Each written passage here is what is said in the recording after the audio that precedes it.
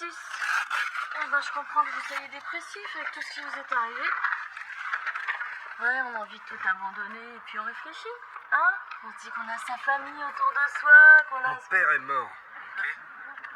On a bien des amis. J'ai pas d'amis. Il paraît que les dépressifs, ça casse l'ambiance.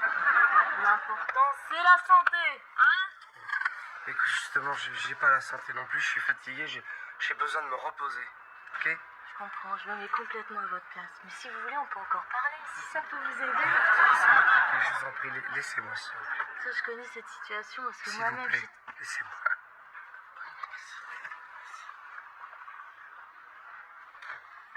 Surtout, n'hésitez pas à m'appeler, hein. Casse-couille! Vous m'avez appelé?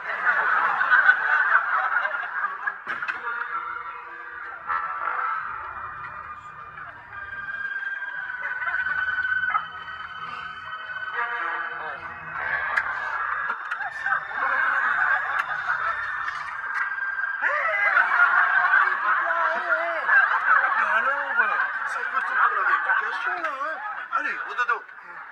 Ça va pas ou quoi, hein? Faut plus laisser seul avec l'autre. Plus jamais. Clara? Non, mais Béatrice, là. Allez, Belle? Mais non, elle est envahissante, étouffante, elle positive tout, ça me déprime. Je peux plus. De toute façon, il y a que vous qui êtes sympa dans le service. Non, faut pas dire. J'ai un cadeau pour vous. Un cadeau? Voilà. Un livre. Voilà, c'est moi qui l'ai écrit. J'aimerais que vous puissiez me dire ce que vous en pensez. J'aimerais que vous le lisiez, quoi. Vous savez lire? Enfin, vous aimez lire? Ouais, on va voir ça.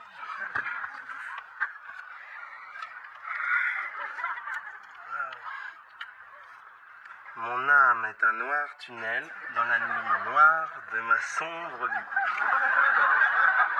En plus, moi, j'adore quand il y a 2 fois le mot noir dans un titre, ça fonctionne toujours. Magique, quoi. Ouais. Bah, il vous en est arrivé des aventures, des bienfaits. Vous pourriez lire pour demain matin, j'aimerais être fixé assez vite. Hein? Sans problème.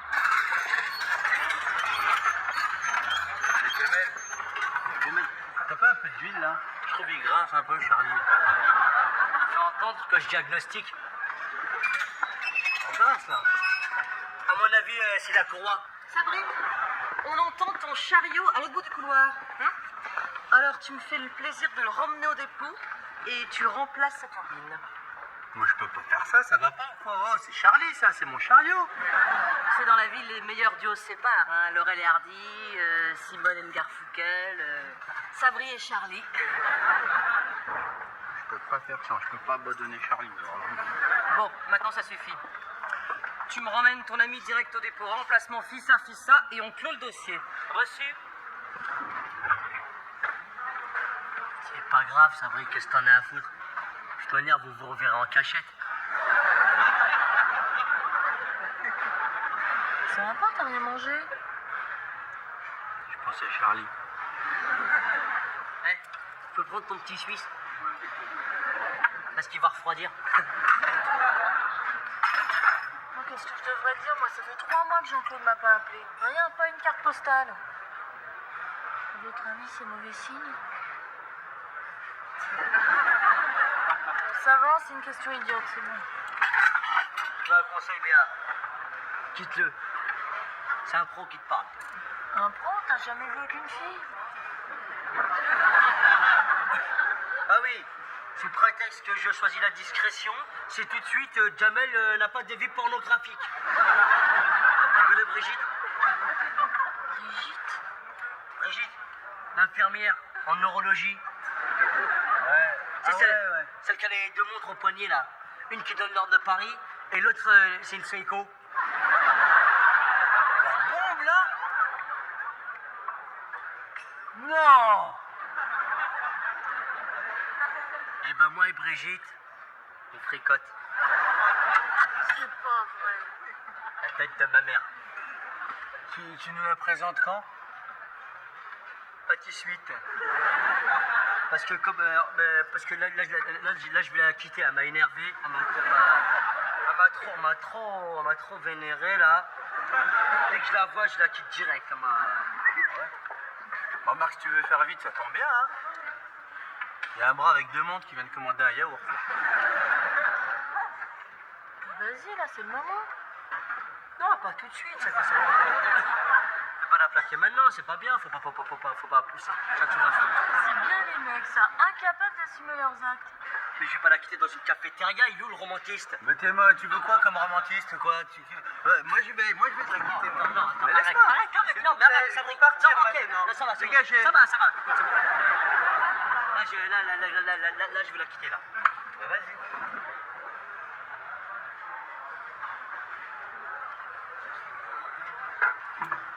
Bonjour. On se connaît pas, mais est-ce que je peux m'asseoir? Bien sûr, vas-y.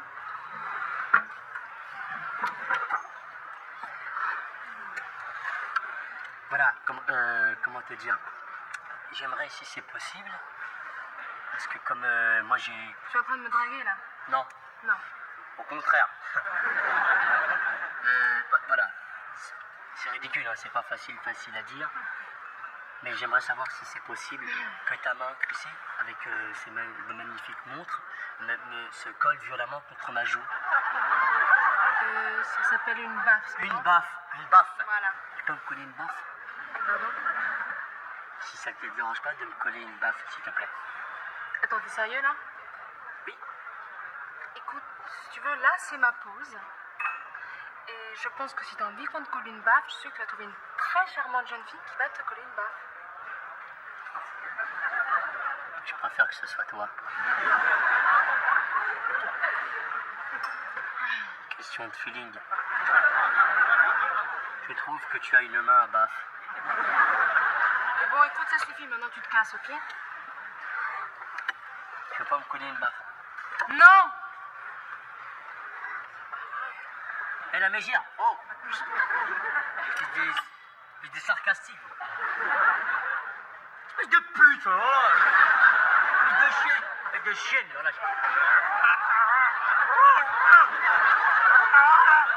Espèce de petite conne, de petite garce. Espèce de méchante, va. Mais bon, ça va, tout va bien.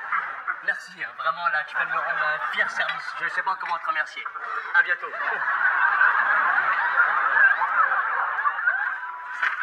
On a combien de pages, là? Putain, 382? Je suis où, moi? Page 2. Eh, t'étais où, toi? On t'a cherché partout. Hein? Moi, je lisais, tranquille. Je lis un bouquin, là.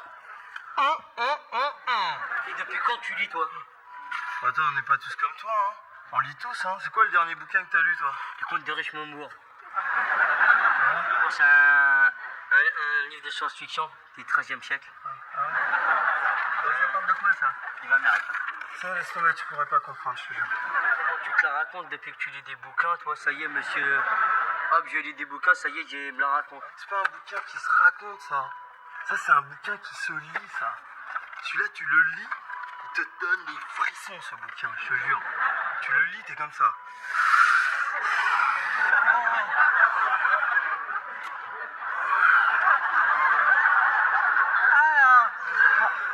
Ah, vas-y, donne. Non, désolé, je peux pas te le prêter, il est pas à moi, ok? En plus, je dois le rendre demain matin, alors, tu vois? Eh ben, je le lis ce soir, je te le rends demain, vas-y. Vas-y, s'il te plaît. Je peux le lire, moi? Ah, désolé, j'en ai qu'un, les mecs, ok? On a qu'à faire moitié-moitié. Bon, regarde ce que je propose. Je te le prête, Sabri, ok? Hein, les sensations, hein? Tu le lis, tu me le ramènes demain matin, sans faute, ok? Sûr, hein? Et ce que je te propose, tiens, par exemple, c'est on a qu'à faire comme dans Télé 7 jours. Tu sais, si vous avez raté le début. Ouais, tu me racontes le début et tu me racontes le milieu aussi. Hein? Et tu me racontes la fin aussi. Non, tiens, regarde, on va faire mieux. Tu fais comme si je l'avais pas lu, ok? Franchement, faut pas lui dire que t'as perdu le bouquin, c'est impossible, il va mal le prendre. Non, il faut trouver un mensonge qui fasse vrai. Bon. Pas d'accord, tu sais quoi? J'ai qu'à lui dire que le feu dans ma cheminée, il allait mourir. Et j'ai jeté son bouquin dedans parce que sinon ma famille elle crevait de froid. Ça c'est bien. Mais c'est pas bien. Pourquoi c'est pas bien? Premièrement, t'as pas de cheminée. C'est un radiateur électrique que t'as chez toi. Et deuxièmement, Emile est déjà venu chez toi. Ah ouais. Non, ce qu'il faut que tu dises, c'est que t'as qu'à dire que t'étais dans le métro. Et tu rigolais, t'étais bien en train de rigoler. À un moment donné, tellement tu rigolais, il y a un mec qui t'a arraché le bouquin des mains. Et il est parti. C'est bien ça. Ça c'est bien. Il va falloir faire croire à Aimé que c'est vrai. Tout en sachant que c'est faux.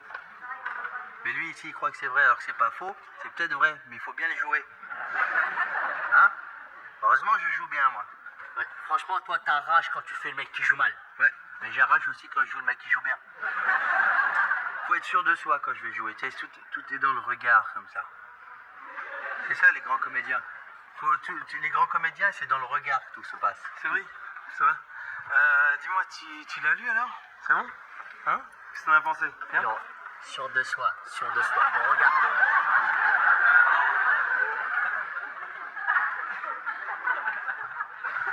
Je l'ai perdu. Bien, dans 15 jours, vous serez dehors. Vous êtes content? C'est dehors, dedans, pour moi c'est pareil.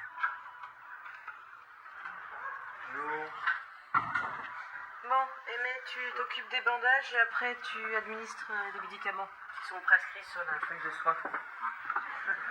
On va commencer par les bandages alors. Et, alors, vous l'avez lu, ça vous a plu, Aimé? Oula, il va me manquer des compresses, hein, je crois. Je vais aller en chercher, on sera mieux comme ça. Aimé, je vous parle, vous l'avez lu? Le livre. Oui, je l'ai lu. Je vais vous parler franchement. Incroyable.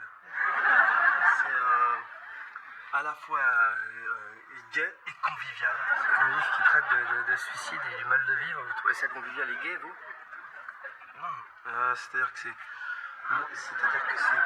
une gaieté triste, mais avec de la convivialité qui est... Ça te fait pleurer quand même, hein? Une convivialité chalante. Tu l'avais pas lu? Non. Enfin non, c'est pas ça. J'avais commencé par un petit... Vous l'avez commencé, il vous est tombé des mains, et vous n'avez pas la franchise de me dire que vous l'avez pas aimé, mais... mais... Ouais. J'intéresse personne, je suis un minable, je suis un raté, je suis une merde. Sois franc au moins une fois dans ta vie, hein? Mais je sais pas, dis-le, monsieur, que t'as pas aimé son livre. Quand je te fais des remarques désobligeantes à toi? Oui, pas plus tard qu'hier. Ah bon? Mais aujourd'hui, je t'en ai pas faite. Non, il est que 9h du matin, là, forcément, t'as pas mal. Philippe, vous pouvez dire à cette espèce de... Ouais, Philippe. Bien sûr. Philippe. Philippe, ça va pas ou quoi, non? Laissez-moi, je vais mourir, j'ai pas de talent. Et arrêtez, ça n'a rien à voir. Je l'ai pas lu. Voilà, j'ai dit, je l'ai pas lu. Voilà, je Mais l'ai pas lu. attendez, mais à quoi on joue, là, hein? S'il avait voulu sauter, longtemps qu'il aurait sauté, psychologique, ok? Mais t'es malade ou quoi, toi? Attends, il va vraiment lâcher, là, c'est pas un jeu. T'inquiète pas, il fait son intéressant. Connerie, tu veux aller chercher de l'aide, s'il te plaît, la merde. Je te dis qu'il va pas sauter, hein? Il bluffe. Allez, hop, sautez.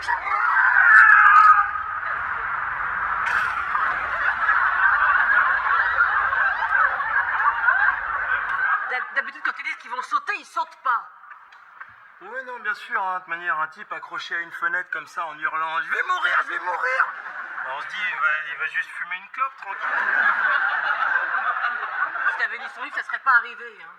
Je pouvais pas deviner, je te dis. Pardon? Ah, tu veux peut-être que je te rappelle les dernières phrases juste avant le litige? Allez-y, sautez, virgule, il bluffe, Aimé. Sautez! Si t'en parles, qui va te croire, hein? Je te signale quand même que je suis ton supérieur hiérarchique. Tu vois ce que je veux dire? Écoute-moi bien, Miss Monde 82, je vais te dire un autre truc.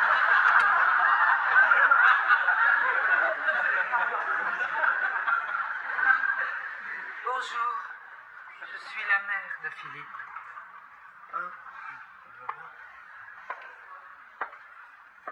Vous voulez vraiment authentifier le coffre? Parce que c'est... Ça doit être dur de perdre un enfant. Vous en avez pas un autre par hasard? Si, j'ai un autre fils. Ça va. Enfin, je veux dire, c'est dur quand même. Hein. De toute façon, ça devait bien finir par arriver un jour. Il en était quand même à sa 13e tentative. Ah ouais, quand même. Ça ne lui a pas porté bonheur. Sachez malgré tout que nous avons tout tenté. Surtout Clara. Qu'est-ce qu'elle a tenté, elle? Le maximum du maximum. Ah oui, Ça, oui. je me suis donné même. Un jour, tous les deux, on a fait une tentative de suicide en même temps. Le même jour, à la même heure, et sans se concerter.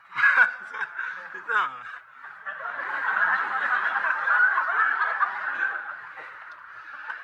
Enfin, toujours est-il, Madame Philippe, qu'il n'a pas souffert, Casimir. Vraiment, en plus, on peut dire qu'il a eu ce qu'il voulait, quand même. Il est mort d'un coup. Il est tombé, hop, il a à peine rebondi, quoi. Il a rebondi. En tout cas, c'était un grand écrivain. D'ailleurs, Webley a lu son dernier ouvrage, il a trouvé ça formidable. Ah oui? Ah oui. Ah ouais, oui. Ah bah c'est une œuvre conviviale et gaie. J'aimerais tellement lire ce dernier témoignage de mon fils. C'est normal. Si je ne pouvais pas le lire, je crois que je ferais une bêtise. Excusez-moi d'insister lourdement, mais je pense Il pas lui que donne ce le soit... livre à madame. Bonne nuit, c'est le moindre des choses quand même. Je suis là pour quelques jours. J'ai été admise au service d'aide psychologique. Ne vous inquiétez pas, je connais l'hôpital par cœur. À demain. Et n'oubliez pas le manuscrit. Bonne continuation. Clara. Sabri, il a perdu le manuscrit dans le métro. Alors on fait comment, madame? Je m'occupe de tout, je sais tout, et je fous les petits copains dans la merde.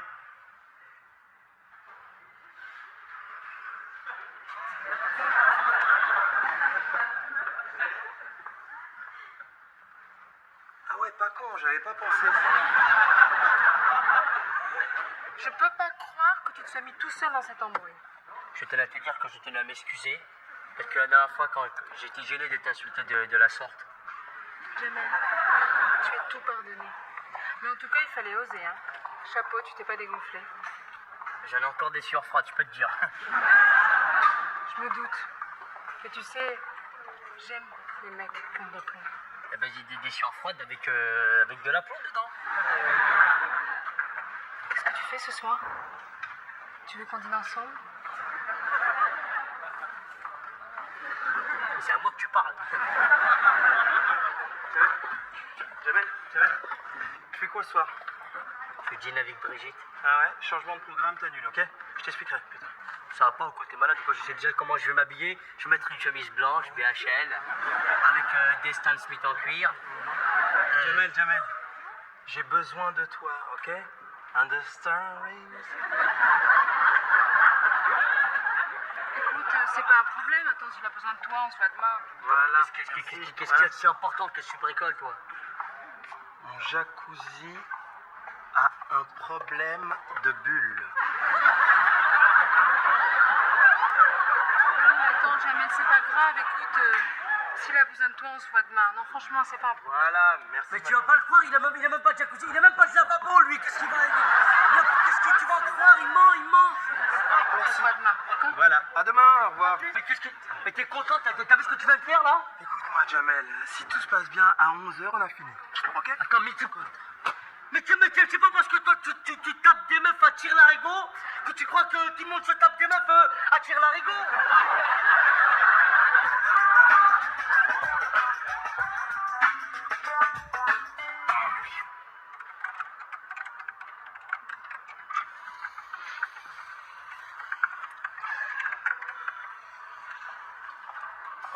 Regarde, c'est trop mignon.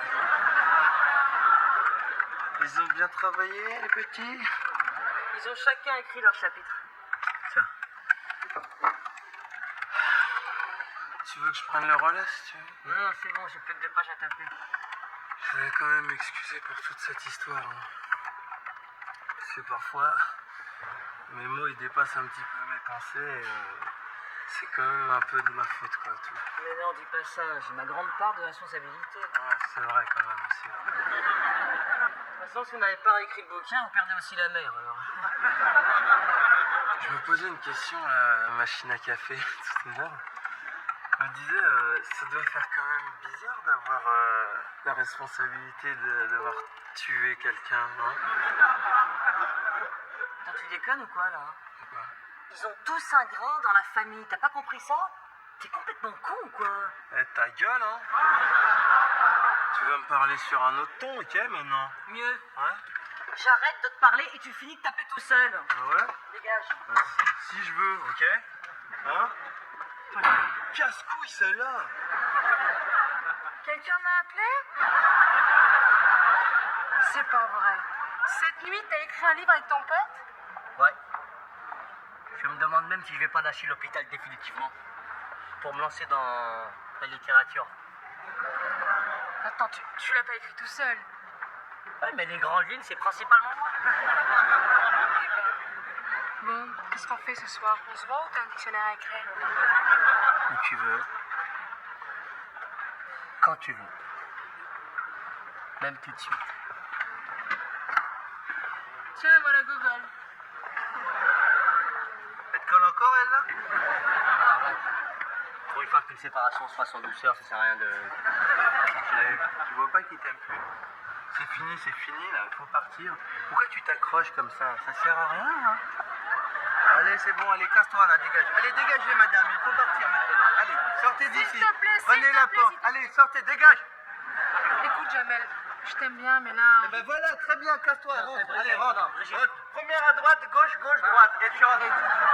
Allez, dégage, file, que tu... Voilà, mais c'est bien, là. Mais arrête, c'est bien, on est bien, là, voilà. C'était ce que tu voulais, pour une fois. Merci qui? Merci Sabri. Alors? Alors, mes enfants, je n'ai jamais lu un livre aussi décousu, aussi incompréhensible, aussi inintéressant. C'est une horreur. Oh, mais je vous avais prévenu quand même, hein. C'est un brouillon seulement, ça. Parce qu'il paraît quand même qu'il l'aurait écrit en une nuit. Comment ça un brouillon, toi? Ça va pas ou quoi? Le passage où il parle de tous les chariots qui l'ont transporté à chaque fois qu'il s'est suicidé. C'est vrai ça quand même. Honnêtement, c'est l'un des plus catastrophiques. T'es qui toi, madame? Là, pour dire ça? Non mais attends, respectez un peu notre travail là. Enfin, je veux dire, le travail de votre fils, il est mort quand même. Oh là là là là! Mais je croyais qu'il n'y avait qu'Aimé qui l'avait lu.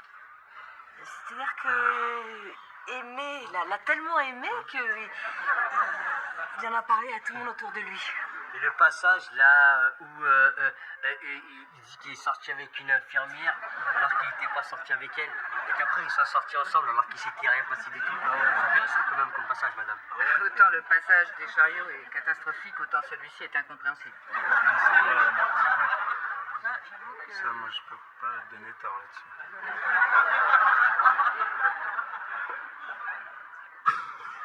Pas une minute, ce n'est crédible. C'est ce que la littérature a produit de pire en 30 ans. Et l'homme qui a écrit ces lignes, c'est mon fils. J'ai enfanté le plus mauvais auteur de l'histoire de la littérature. Eh ben, je crois que nous, on va vous laisser maintenant, hein. C'est l'heure, hein. Ah oui? Hein? Un petit peu de repos. Allez, de la sleeping. Allez, bonne continuation.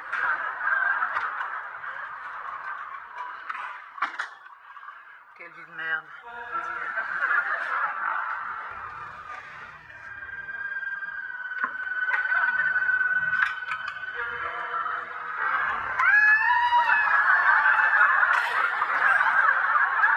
C'est ridicule. Ma 7e tentative de suicide et il faut que je tombe sur un chariot. De toute façon, le 7, ça n'a jamais été moche. Ouais, oh, dites pas ça. Charlie 2 a amorti votre chute. Vous devriez être contente, hein, c'est que c'était pas votre jour de mourir. Vous essayeriez pas un petit peu de mourir avant tout le monde, vous? Hein? Madame, on a tous une mission sur la Terre. Par exemple, moi, ma mission sur la Terre, c'est d'aider les pauvres gens. Et si vous écriviez un livre comme votre fils, hein, c'est une bonne idée.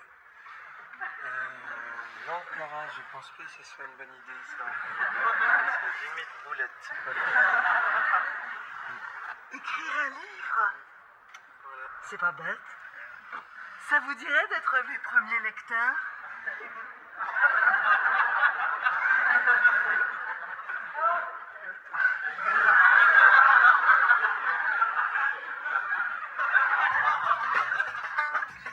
Il en manque un, là.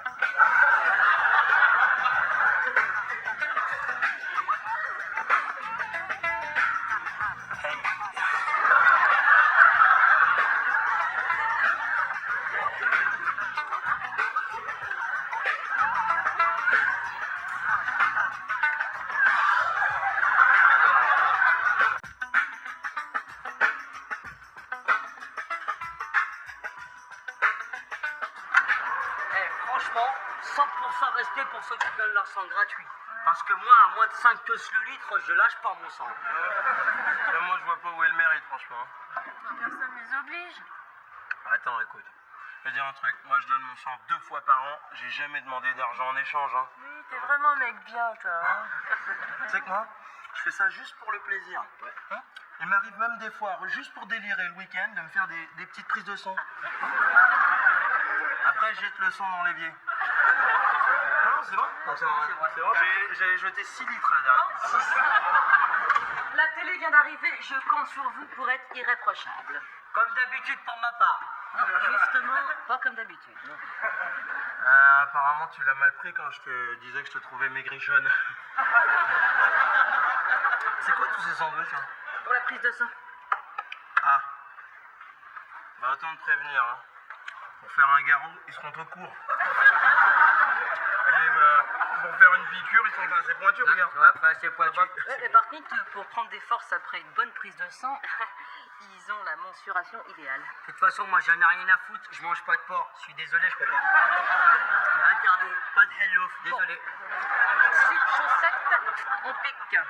Ah non, moi, je suis allé pour comme moi. De toute façon, j'ai pas de slip. Demande-lui à elle de piquer. Regarde comment elle est grosse, elle a plein de sang. Vas-y, fais pas ta radine, vas-y, donne un peu de sang. Très bien. Puisque vous êtes tous des lâches. Ça pique, Qu'est-ce qui s'est passé au niveau de ta robe, là? Eh, ta mère va me faire la gueule, hein. T'aurais pas dû taper les rideaux de chez toi, c'est pas bien. Puisque c'est comme ça, vous ferez sans moi. Bon, Aimé, slip, chaussettes, on pique. Donne le bras. Moi, ce sera pas possible. Et pourquoi pas? C'est pas possible parce que c'est pas possible, ok? Oui, et pourquoi pas? Read my fly, Star. C'est pas possible. Tout le monde donne. Moi, je suis prêt à donner, mais autre chose. Si je donne un peu d'urine, je peux avoir un sandwich ou pas? Pour cette journée nationale du sang, notre chaîne s'est associée à l'opération Flacon Rouge. Professeur, en un mot, comment convaincre nos téléspectateurs de donner leur sang? Qu'avez-vous à leur dire? Qu'ils imaginent simplement une seule seconde leur propre enfant percuté par un 12 tonnes en train de se vider comme un porcinet sur le bord de la route. Je vois, oui. Eh bien, ce tout petit enfant fumant, appelons-le Kevin, donc Kevin complètement écrabouillé contre le trottoir, nous pouvons le ramener à la vie que grâce à votre sang. Je crois que le message est passé, professeur. Vous voyez, ici, dans mon service, il ne se passe pas un seul jour sans que nous ayons besoin de pratiquer.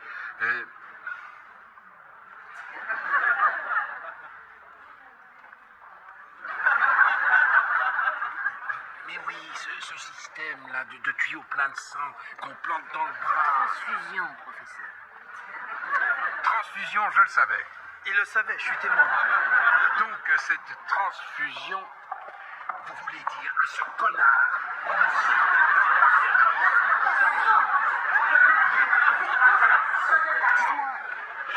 Dites-moi, la personne âgée à qui je viens de parler, elle fait quoi exactement?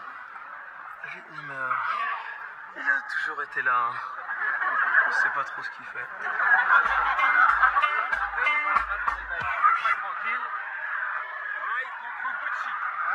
Djorkaeff n'est pas là, l'autre tireur de pénalty au Paris Saint-Germain. Je la connais. Mais match. Je te jure, cette fille, je la connais, j'ai déjà vu quelque part. Mais c'est normal, celle qui présente le journal télévisé régional. Non, mais je la connais là d'ailleurs.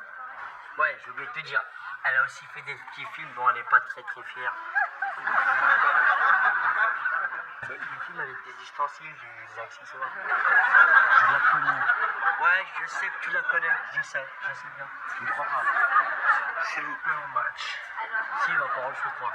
Je sais aussi que tu connais super Jimmy. En fait, est-ce que tu peux me la présenter? Parce que j'aime bien qu'est-ce qu'elle fait. C'est la femme de Steve Austin, la dame qui vaut dans les 45 francs. Je te dis que je la connais, je vois vraiment pas pourquoi est-ce que j'ai inventé un truc pareil. Mais moi aussi, je vois pas pourquoi tu vas dire n'importe quoi. S'il vous plaît, vous pouvez mettre la 2? Oui, bien sûr, monsieur.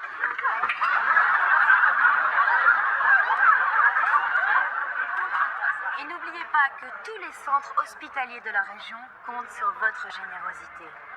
Votre sang pour un accident. Je voudrais profiter de l'opération pour dire un mot, je peux? Je vous en prie. Alors, je voulais simplement dire au public que je cède une Renault Fuego pour la modique somme de 5000 francs. Alors, elle est en très très bon état, il y a très peu de rouille, elle n'a que 12 km compteur. Ceux que ça intéresse, vous pouvez me joindre au 01 53 69 68 71 ou bien sur le portable de mon frère.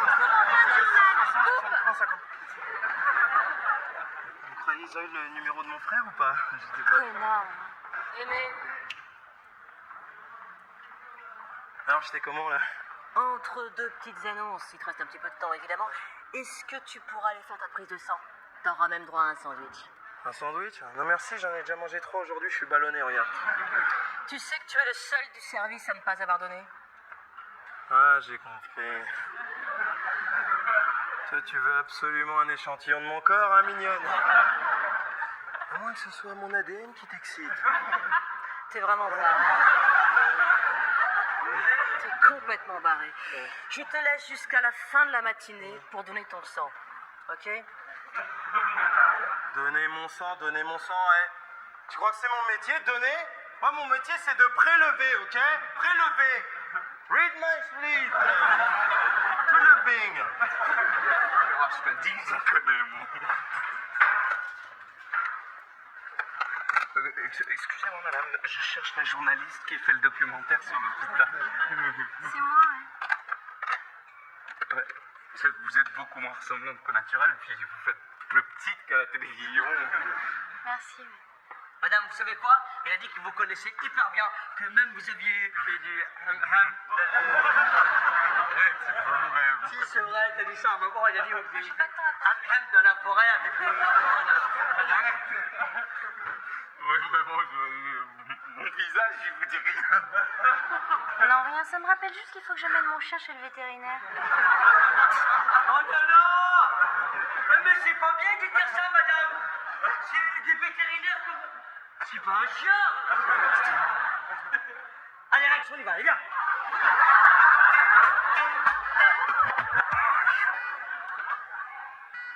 Bonjour, docteur. Ça va bien? Un peu long, docteur. Ah, un peu normal, hein?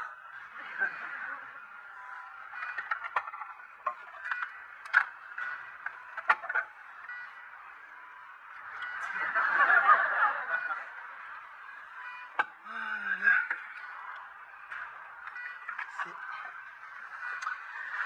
Tenez, vous en aurez besoin de ça, hein?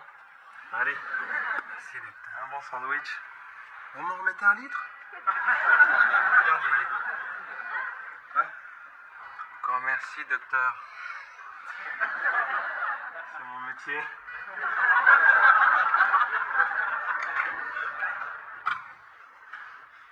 On trouve très très bien, moi, cette robe. Ah, excuse-moi. À propos de appelons ça une robe. Hein. Tu veux juste lancer une mode ou c'est pour faire marrer le service? En gros, tu te fous de moi? En gros, ouais. Ton bras. Y a pas de trace de piqûre, là? Je vois rien. Ah bon? Non mais ça c'est parce que je cicatrise très très vite moi. Ça c'est grâce à un nouveau système d'aiguilles américaines. Des American Pig de Dante. Aux dernières nouvelles, t'étais AB négatif, c'est du O positif. Ouais non mais j'en ai eu marre d'être AB négatif.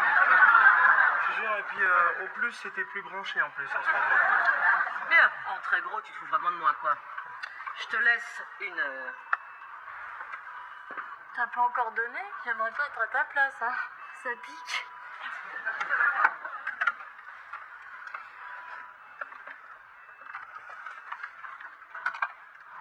Allô, Cécile? Ouais, c'est Aimé. Aimé de l'hôpital. Je vous... Tu peux sortir, s'il te plaît? Non. Ouais, dis-moi, t'as toujours tes bouclettes rigolotes? Ouais, t'as toujours les yeux bleus. T'as toujours ton petit chien? T'es toujours AB négatif?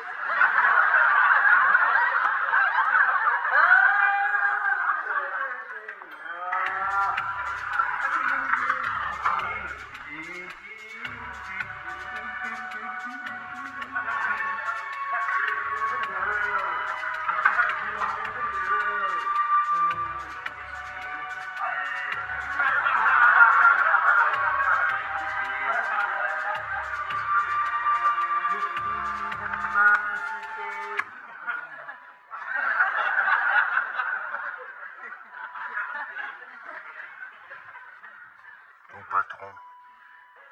Bonjour. Excusez-moi de vous déranger. Auriez-vous l'amabilité, s'il vous plaît, de m'indiquer le bureau de votre patron le plus proche, sans vouloir vous commander? Hein? Vous avez appris la politesse, Véro? Oh, vous allez où? Oh, animal, restez là. Ou quoi, là? Vous croyez où comme ça, là? Hein? Vous entrez, vous vous croyez dans une souricière? Vous entrez, vous sortez comme bon vous semble? Comme dans une souricière? C'est ça? Vous êtes qui, vous, d'abord? On va dire une sorte de nettoyeur. Je viens rapport à l'annonce télé. Ouais, et ben on n'a pas besoin d'homme de ménage. Merci beaucoup. Allez.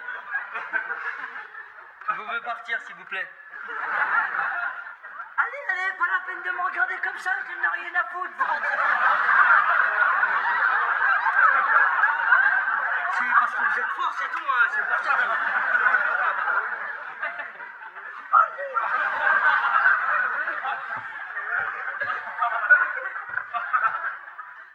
C'est pas grave, vous pouvez rester. Vous voulez que je vous aide à porter votre valise? Allez. Touche pas à ça. C'est pas la peine de vous énerver, hein. De toute façon, le patron n'est pas visible. Revenez plus tard, à moins que je peux vous être d'une quelconque utilité. C'est pour une donation.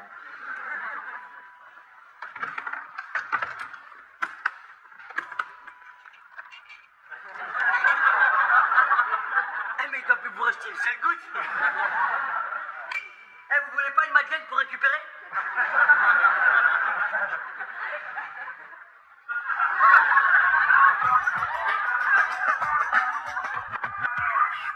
Bon, alors on y va, ce déjeuner? Attends, on a 5 minutes, non? Mets-toi à l'aise. Enlève ta blouse, tiens. Relève tes manches, tranquille. T'en as mis du temps avant de me rappeler. J'attendais juste que tu te replantes en bagnole, hein. Si c'est pour que tu me soignes comme la dernière fois, je suis toute prête à me reprendre à Platane. Alors, quoi de neuf dans ta vie? Tu sais, rien de nouveau, hein. toujours accro au cinéma, ma passion. Ouais. Je savais pas que t'aimais autant le cinéma. Non. T'étais plutôt passionné de kung fu, non? Le con. Kung fu? Ouais, toujours, ouais. Mais tu sais, bon, la journée j'étais en blouse, bon, le soir en kimono, au bout d'un moment j'en ai eu marre d'être en blanc tout le temps, tu vois. Puis l'avantage d'un film, c'est qu'on peut le regarder dans la tenue qu'on veut, tu vois. Ah, waouh. Et qu'est-ce que t'as vu récemment de... Dracula, j'ai vu. Pas du tout ce film. Non, non, c'est horrible. Pendant 1h30, t'as un vampire qui court après une bonne femme juste pour son sang. Et tu sais, parfois, un homme a besoin du sang d'une femme. C'est que t'as de belles veines, toi, hein. Ah, c'est gentil. Waouh, toute cette effervescence à l'hôpital. Qu'est-ce qui se passe? Ça, c'est CNN. Ils font un portrait sur moi en ce moment. The MA Portrait of the States. Non, je déconne. C'est parce qu'on fait une collecte de sang dans l'hôpital. Et c'est... Mais attends, je me dis un truc là. Tant que t'es là, tu voudrais pas nous faire un petit don? Juste pour dépanner? Non, attends, c'est quand même pas pour ça que tu m'as fait venir de Niort. Attends, tu m'as pris pour qui là? Allez, tiens, allonge-toi. Puis en plus, tu sais, toi et moi, on a un groupe sanguin très très rare. Alors si ça peut aider à sauver des vies...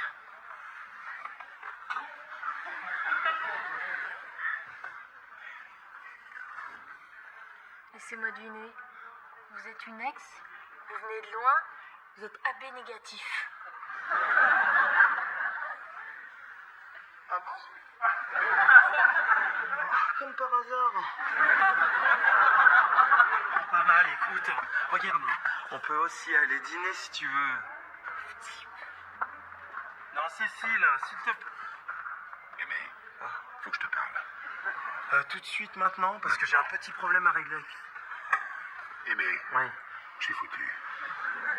Mais non, mais non. Je suis foutu, je te dis. J'ai vu mon dernier interview. J'ai été minable. Aimé, j'ai été minable.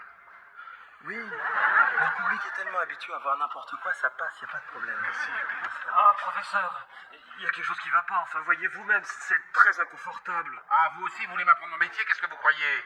Allez, je veux des fractures. Je sais, professeur, mais moi je souffre. Prenez sur vous, faites comme moi un peu de pudeur, monsieur. Allez, retournez à votre chambre et au plus vite. Aimé, je ne suis plus bon à rien. Même mon sang, ils n'en ont pas voulu.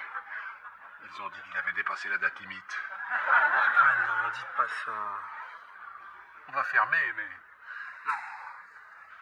Professeur, pensez aux petits polytraumatisés qui comptent sur vous pour plus jamais pouvoir remarcher. Vous êtes un dieu pour eux. Aimé, tu es un saint. L'infirmier est nécessaire et prié de se rendre en salle de transfusion.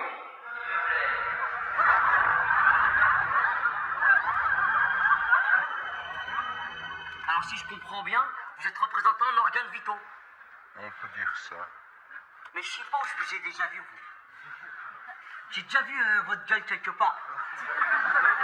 Pas bon, la gabardine, le Bob Lacoste, le regard acariâtre, comme ça.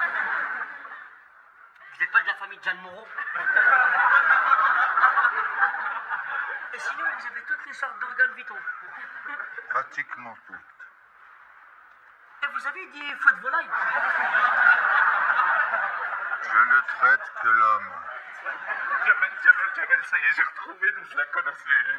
Ah, je vous présente Rémi. Je vous présente monsieur qui a son entreprise de nettoyage. Et Rémi qui a son entreprise de rien. Vous sortez.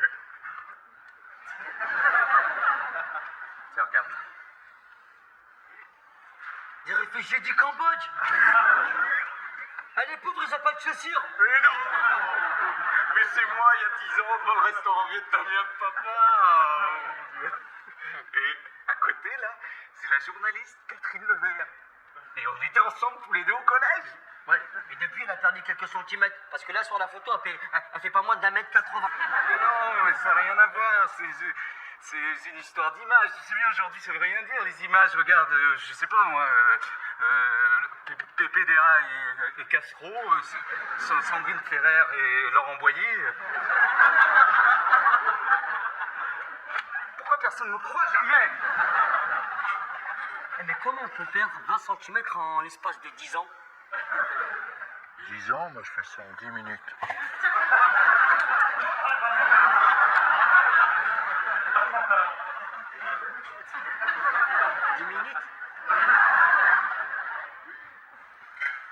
Et vous pouvez faire grandir.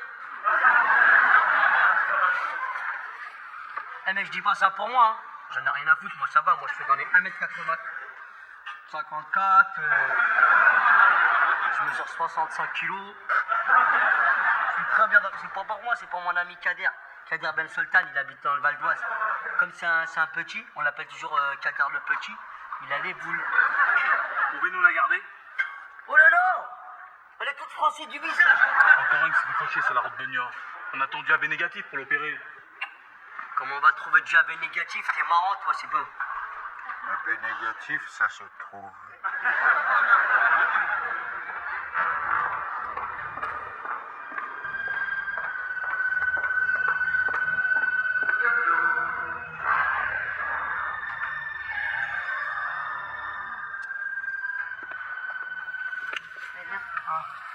Je suis immédiatement. On a une fille qui s'est plantée sur la route. Il lui faut un donneur du même groupe que toi. Allez, elle est AB négatif. Il n'y a que toi qui puisse faire quelque chose. Non, arrête, c'est du chichi. Regarde, je suis sûr, avec du opus, en touillant un peu, t'obtiens du AB négatif. C'est classique, c'est le principe de Faganois. Mais t'es malade ou quoi? C'est marrant, mais j'ai comme l'impression que cette jeune femme, tu la connais déjà. Il paraît même que t'as essayé de la saigner à blanc ce matin. Cécile? Elle va me faire chier jusqu'au bout, celle-là, merde. Attends. Je vais complètement oublier de te dire, je crois que c'est incompatible avec ma religion. Ah oui, je suis témoin de Jéhovah, vous savez pas? Je croyais que t'étais catholique. Catholique, oui. Mais de Jéhovah quand même. C'est près de Lourdes, Jéhovah en Artois. Attends. Donne ton bras. Oh. Je peux donner un vélo à la place? Bon, bah. Quand faut y aller, hein. Quoique. Une fois dans un film, j'ai vu un mec, au dernier moment, grâce à un système de poulies, il avait réussi à éviter le truc. Parce qu'au dernier moment, vraiment, il avait... Donne ton bras. Pas de chichi. Attends, tu sais ce que j'ai vu? Dans le Guinness Book des records. Une femme, elle avait réussi à vivre toute sa vie avec un seul litre de sang. Jusqu'à l'âge de 12 ans, tranquille. Attends. Si jamais je m'en sors pas. Mais attends, on t'opère pas que je sache. Hein. Si jamais je m'en sors pas. Je veux que tu saches que tu m'étais pas complètement indifférent. Mais attends, je sais même pas encore piqué. Voilà. Ça y est.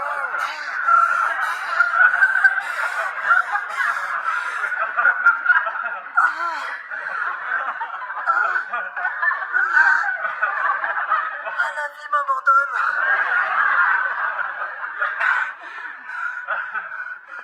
Oh, je vois une lumière blanche. C'est toi, Jésus? Oh, j'ai froid. Je sens plus mes pieds. Amenez-moi une couverture, vite. Voilà. Ça y est. C'est fini. C'est fini? Oui, c'est fini. Oh bah c'était rien du tout là. Fallait pas en faire une montagne comme ça, Clara. L'opération Flacon Rouge touche à sa fin. Je vous propose donc de faire le bilan de cette opération avec l'un des acteurs de cette journée. Alors, Eh bien écoutez, l'opération est un succès total puisque la Fuego est vendue. non mais en ce qui concerne les dons de sang, Écoutez, ça me gêne un petit peu d'en parler moi parce que j'ai donné 3 fois aujourd'hui et j'ai sauvé quelques vies et on se doit un petit peu de donner l'exemple chez nous. Et pour la prochaine collecte, vous prévoyez des aménagements? Des clubs sandwich peut-être, plus de jambon, plus de fromage, et aussi des hôtesses, mais pas farouches.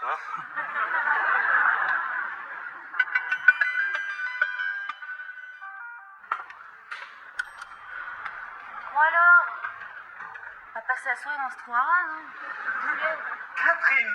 Catherine Levert, ça y est. Non, n'insistez pas, monsieur. Faut me laisser tranquille, maintenant j'appelle la sécurité, d'accord? Mais enfin, Catherine, c'est moi. Regarde, Pataclan, là. Ça. Je suis le gardien du château. Et nul n'entre dans cette forêt sans mon consentement. Alors, Je ne dis rien, mais regarde. C'est pas vrai. C'est toi le petit con qui m'a fait tomber de l'estrade? Oui. Au spectacle de fin d'année? Oui. Gros connard, tu sais que c'est à cause de toi qu'il m'a retiré 20 centimètres de tibia? C'est tout pas ancienne. Oui.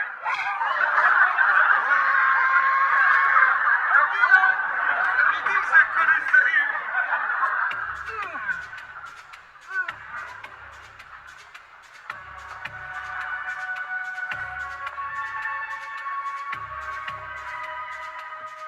c'est du AB négatif.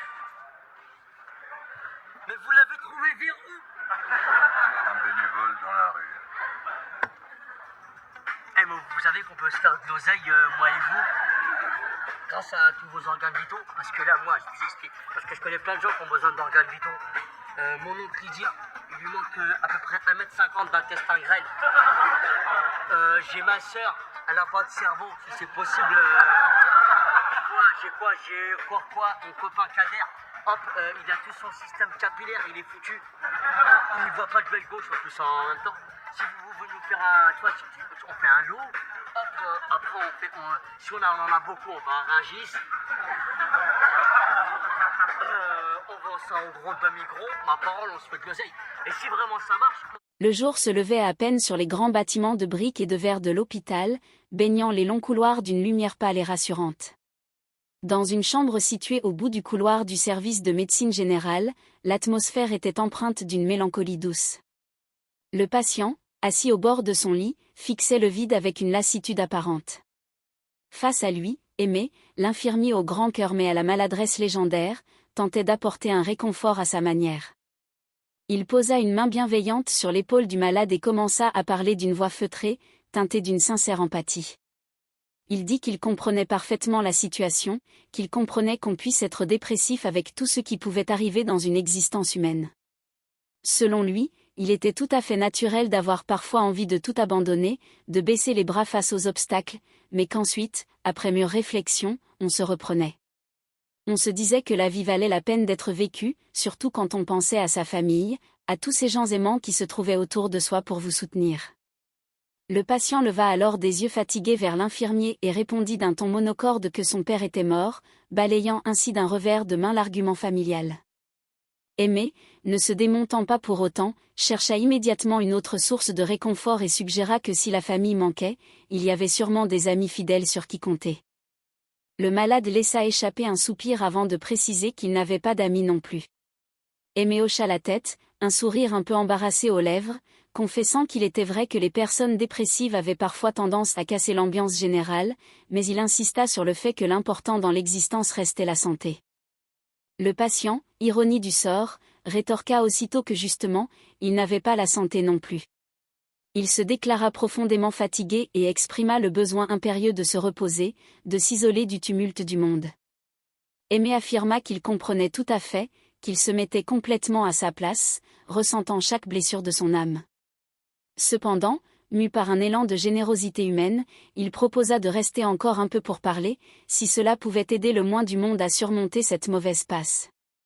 Le patient, épuisé par cette insistance polie, supplia l'infirmier de le laisser tranquille, formulant sa demande avec une politesse désespérée. Aimé insista de nouveau, affirmant qu'il connaissait bien cette situation pour l'avoir vécue ou observée, mais le malade réitéra sa supplique, demandant instamment qu'on le laissât seul avec ses pensées. Comprenant enfin qu'il valait mieux se retirer, l'infirmier salua le patient, lui exprima ses remerciements pour ce moment d'échange et l'invita chaleureusement à ne surtout pas hésiter à l'appeler au moindre besoin. Dès qu'Aimé eut franchi le pas de la porte et refermé délicatement le battant derrière lui, le patient laissa éclater sa frustration contenue en murmurant entre ses dents un juron bien senti, qualifiant l'infirmier de briseur de pieds. Quelques instants plus tard, dans le couloir principal où s'agitaient les blouses blanches, une voix forte et théâtrale retentit. C'était Clara, l'infirmière en chef au tempérament flamboyant, qui entrait en scène d'un pas décidé. Elle s'exclama que quelqu'un l'avait sûrement appelée, qu'elle avait entendu un appel invisible et que tout allait s'arranger désormais. En voyant le trouble ambiant, elle s'enquit immédiatement de l'état de santé des uns et des autres, demandant si tout allait bien avec une énergie débordante. Sans attendre de réponse, elle décréta qu'elle allait personnellement s'occuper de la réconciliation générale, car rien ne lui faisait plus plaisir que de voir l'harmonie régner dans son service. Elle ordonna d'un ton joyeux d'aller au dodo, comme pour chasser les idées noires par une régression infantile salvatrice. Un collègue la regarda avec des yeux ronds, se demandant si elle n'avait pas perdu la tête, mais Clara continuait sur sa lancée, expliquant de manière imagée qu'il fallait plumer ses selles avec l'autre, une expression de son cru qui laissait l'auditoire perplexe. Plus loin, Sabri, le brancardier un peu loufoque, discutait à voix basse avec un interne. Il évoquait le cas de Béatrice, une autre collègue du service. Sabri confia que si Clara restait égale à elle-même, Béatrice était quant à elle d'un tout autre genre. L'interne suggéra qu'elle était peut-être belle, mais Sabri secoua la tête négativement. Il précisa qu'elle n'était pas simplement belle, mais qu'elle était surtout intéressante, étouffante à force de positiver absolument tout ce qui se passait, une attitude permanente qui finissait paradoxalement par le déprimer profondément. Il avoua qu'il ne pouvait plus supporter cet optimisme à toute épreuve qui sonnait faux à ses oreilles. Se tournant vers son interlocuteur avec un regard plein de reconnaissance, Sabri affirma que de toute façon, il n'y avait que lui qui était véritablement sympa et humain dans tout le service. L'interne, modeste et un peu gêné par tant de louanges, tenta de tempérer ses propos en affirmant qu'il ne fallait pas dire de telles choses. Sabri insista pourtant, révélant qu'il avait préparé une surprise, un véritable présent caché là-bas pour sceller leur amitié. L'interne, intrigué, répéta le mot cadeau avec une pointe de curiosité dans la voix. Sabri revint alors avec un objet de forme rectangulaire et annonça fièrement qu'il s'agissait d'un livre. L'interne regarda l'objet avec surprise, répétant à nouveau le mot. Sabri confirma qu'il s'agissait bien d'un ouvrage littéraire, non sans une certaine fierté mal dissimulée, avoua que c'était lui-même qui l'avait écrit de sa propre plume. Il exprima le souhait profond de connaître le sentiment de son collègue à ce sujet, insistant pour qu'il le lût le plus rapidement possible. Pris d'un doute soudain quant aux habitudes de son interlocuteur, Sabri lui demanda s'il savait lire ou, du moins, s'il aimait la lecture. L'interne répondit par l'affirmative, assurant qu'il allait examiner l'œuvre avec attention. Il ouvrit le manuscrit et commença à lire à haute voix la première phrase, qui évoquait une âme semblable à un noir tunnel plongé dans la nuit noire d'une sombre vie. Sabri, ravi de l'effet produit, souligna avec enthousiasme qu'il adorait personnellement lorsqu'il y avait 2 fois le mot noir dans un titre ou une introduction, affirmant que cela fonctionnait toujours auprès des lecteurs et que le résultat était tout simplement magnifique. L'interne acquiesça poliment, reconnaissant que l'auteur avait dû vivre de sacrées aventures pour accoucher d'un texte aussi dense. Sabri, impatient d'avoir un retour critique, demanda si la lecture pouvait être achevée pour le lendemain matin, expliquant qu'il souhaitait être fixé assez vite sur la valeur de son travail. L'interne accepta le défi sans problème, refermant le livre avec respect. Pendant ce temps, dans une autre aile de l'établissement, Sabri poussait son fidèle outil de travail, un vieux chariot de soie en métal qui émettait des grincements stridents à chaque tour de roue. Il croisa Jamel, un agent technique qui passait par là, et l'interpella d'un ton pressant. Il lui demanda s'il n'avait pas un peu d'huile sous la main, car il trouvait que son chariot, qu'il avait affectueusement baptisé Charlie, grinçait un peu trop ces derniers temps. Jamel s'arrêta, prit une pause d'expert et affirma qu'il devait d'abord entendre le bruit pour diagnostiquer précisément le problème. Le grincement retentit de plus belle dans le couloir désert. Selon Jamel, après une brève analyse auditive, le problème provenait sans aucun doute de la courroie qui était fatiguée. C'est à ce moment précis que le médecin-chef du service fit son apparition, l'air passablement agacé par le remue-ménage. Il s'adressa à Sabri d'un ton ferme, lui faisant remarquer que son chariot s'entendait depuis l'autre bout du couloir et que cela perturbait le repos des malades. Il lui ordonna donc de faire le plaisir de ramener immédiatement l'engin au dépôt de maintenance afin de remplacer sa turbine défectueuse. Sabri, outré par cette demande qu'il considérait comme une trahison envers son compagnon de métal, s'exclama qu'il ne pouvait absolument pas faire une chose pareille, demandant si le médecin était devenu fou. Le médecin insista, rappelant les règles de l'établissement.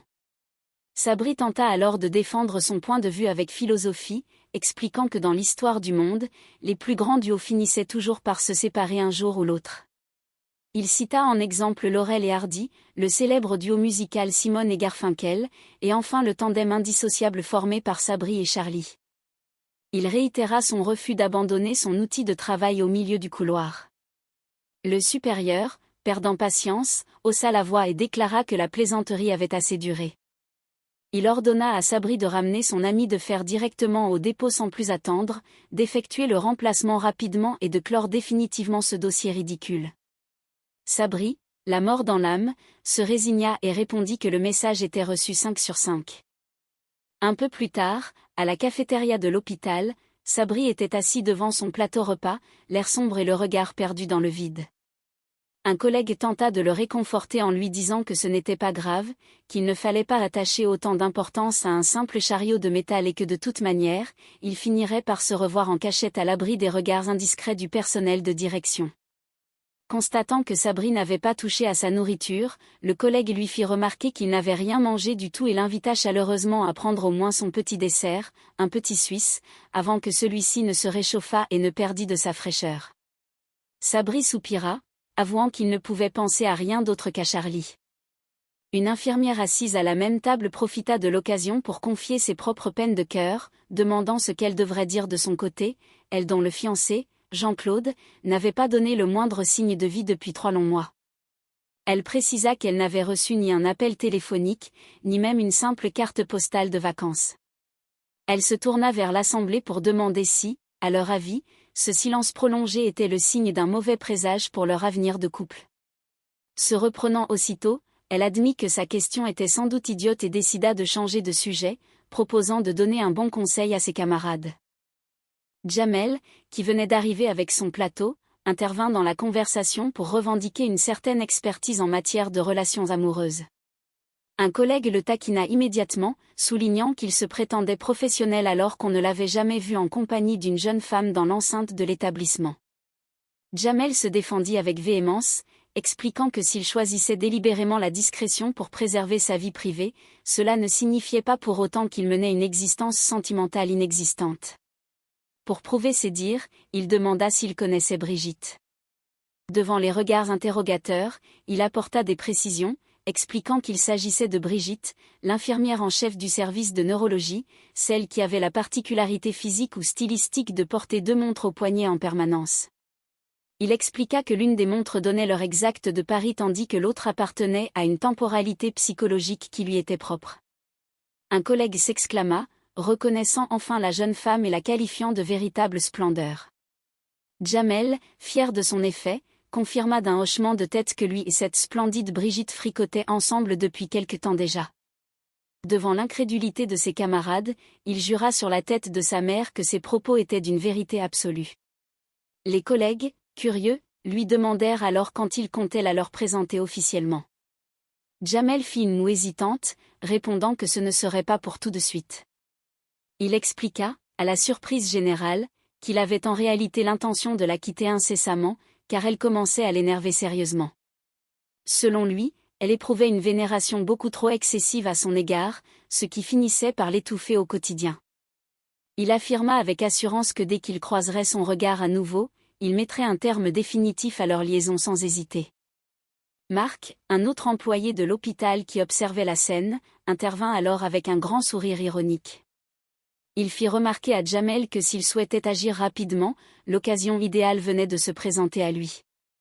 Il pointa du doigt l'entrée de la cafétéria où apparaissait un bras orné de 2 montres distinctes, appartenant à une silhouette qui s'approchait du comptoir pour commander un yaourt. Marc l'encouragea vivement, affirmant que c'était le moment parfait pour mettre ses menaces à exécution. Jamel, soudain beaucoup moins sûr de lui, bafouilla qu'il préférait attendre, qu'il ne fallait pas la plaquer immédiatement et que ce ne serait pas correct d'agir de la sorte.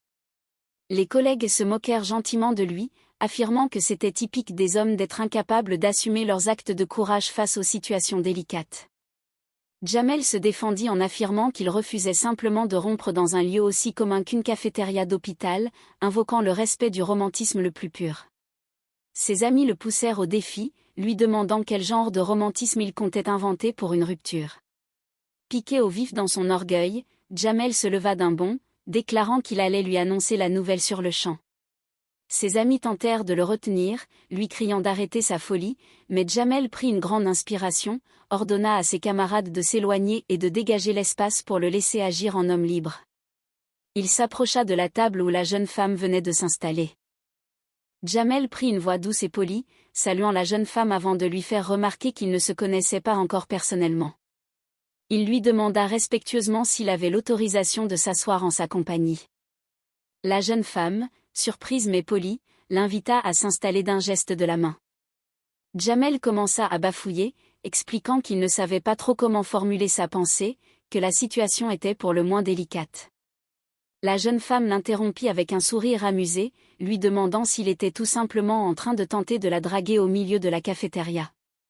Jamel nia farouchement, affirmant qu'au contraire, sa démarche était tout autre. Il admit que sa demande pouvait sembler totalement ridicule et qu'elle n'était pas facile à exprimer de vive voix, mais il se lança enfin. Il demanda s'il était possible que la main de la jeune femme, cette main magnifique ornée de 2 superbes montres, vienne se coller violemment et subitement contre sa propre joue. La jeune femme fronça les sourcils, cherchant à comprendre le sens de cette requête étrange, et demanda s'il s'agissait bien de ce que l'on appelait vulgairement une baffe. Jamel acquiesça avec enthousiasme, confirmant qu'il s'agissait bel et bien d'une baffe monumentale. Il réitéra sa demande, demandant si elle acceptait de lui infliger ce châtiment corporel. La jeune femme, incrédule, lui demanda s'il était sérieux ou s'il s'agissait d'une plaisanterie de mauvais goût. Elle lui expliqua calmement que c'était actuellement sa pause de midi, un moment privilégié pour se détendre, et que s'il avait un désir aussi particulier que celui de recevoir une gifle, elle était persuadée qu'il trouverait sans peine une autre charmante jeune fille dans l'établissement pour satisfaire ses penchants originaux. Jamel insista l'air de rien, affirmant qu'il préférait que ce fût elle qui s'en chargeât, invoquant une simple question de feeling et de connexion spirituelle. Il ajouta avec un aplomb incroyable qu'il trouvait qu'elle possédait une main particulièrement adaptée pour donner des baffes. La jeune femme, perdant patience face à ce comportement qu'elle jugeait de plus en plus excentrique, s'exclama que la plaisanterie avait assez duré et lui ordonna de débarrasser le plancher immédiatement. Jamel, voyant son plan de fausse rupture échouer lamentablement sous les yeux de ses amis qui l'observaient de loin, tenta une ultime provocation pour provoquer la réaction violente tant attendue. Il feignit la colère et commença à proférer des insultes théâtrales à voix haute, qualifiant la jeune femme de mégère et de personne sarcastique. Il enchaîna les qualificatifs peu flatteurs, la traitant de méchante et de tous les noms d'oiseaux possibles au milieu de la salle.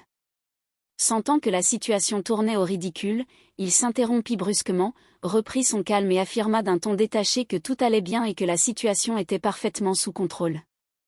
Il se tourna vers ses collègues restés en retrait, les remerciant ironiquement pour le fier service qu'il venait de lui rendre et affirmant qu'il ne savait pas comment exprimer sa gratitude avant de leur dire à bientôt.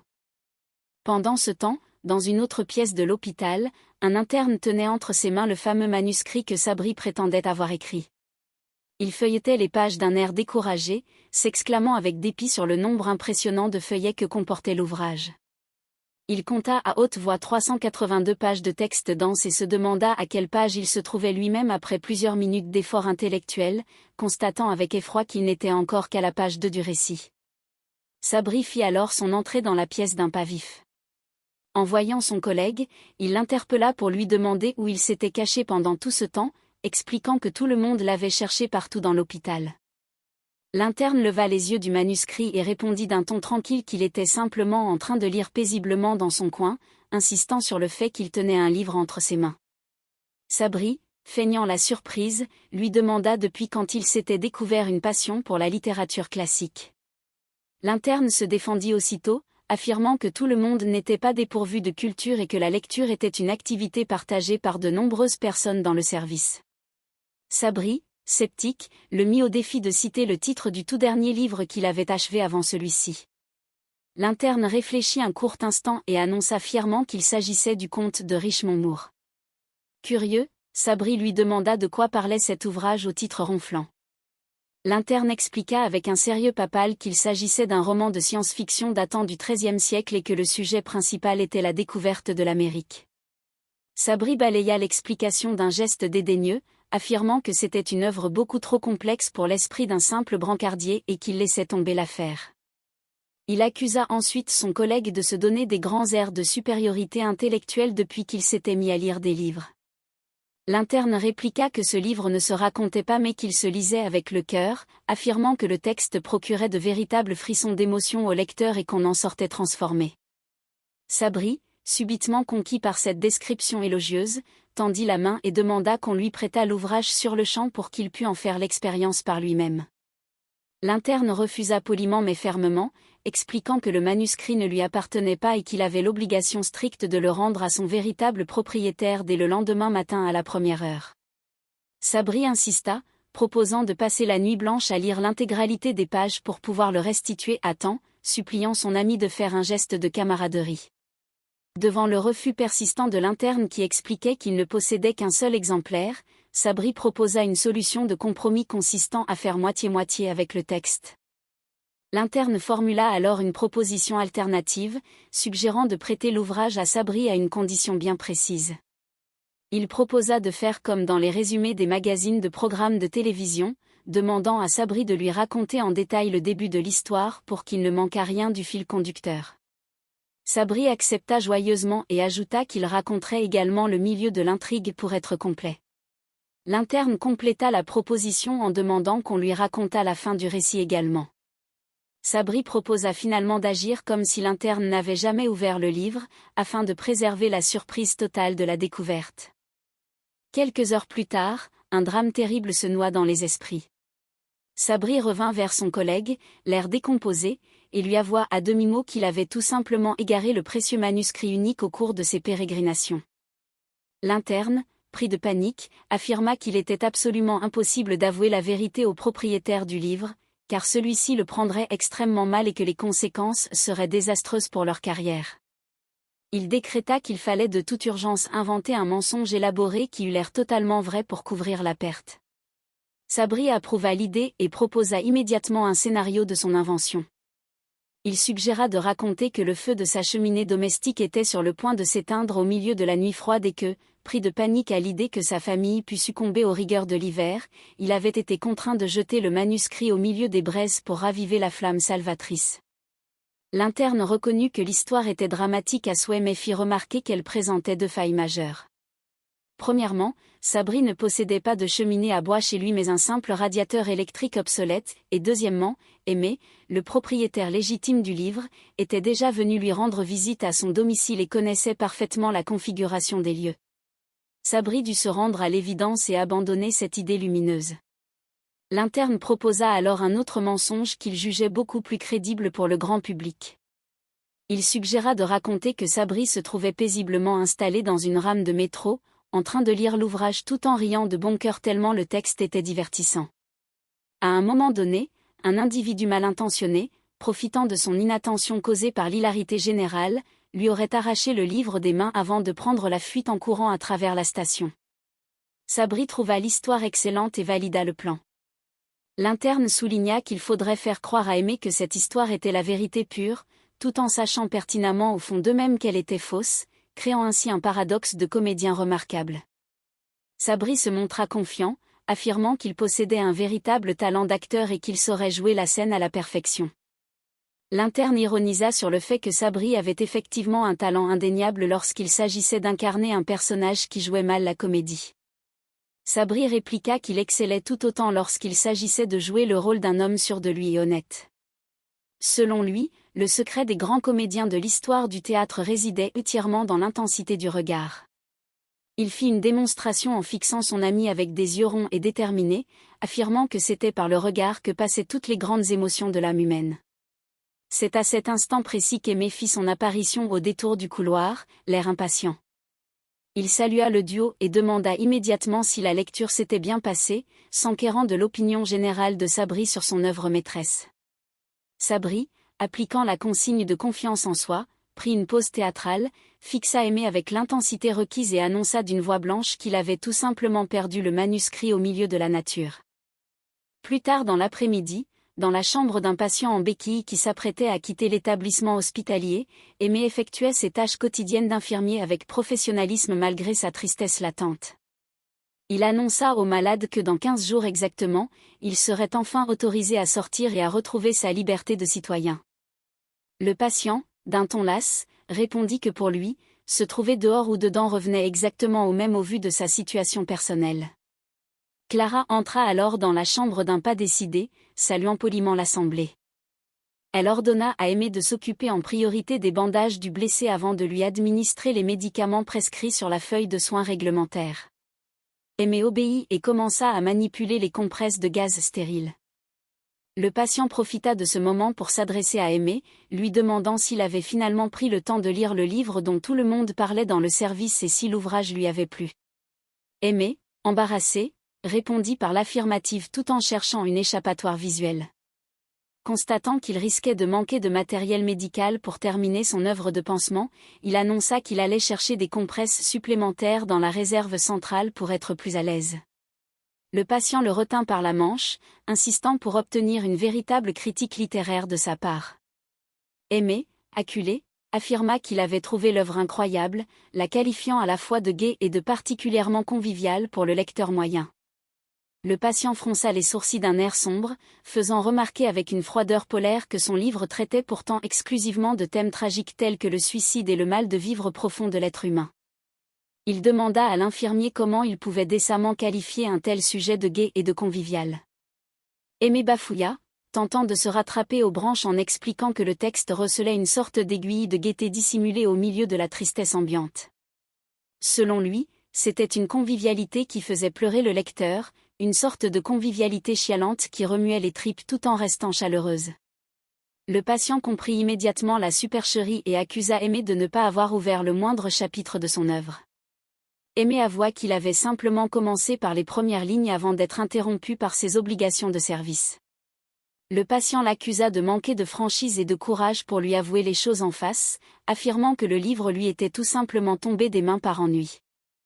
Plongé dans un abîme de désespoir artistique, le patient commença à se dévaloriser à voix haute, affirmant qu'il n'intéressait personne sur cette terre, qu'il se considérait comme un être minable, un raté complet de l'existence et une véritable moins que rien.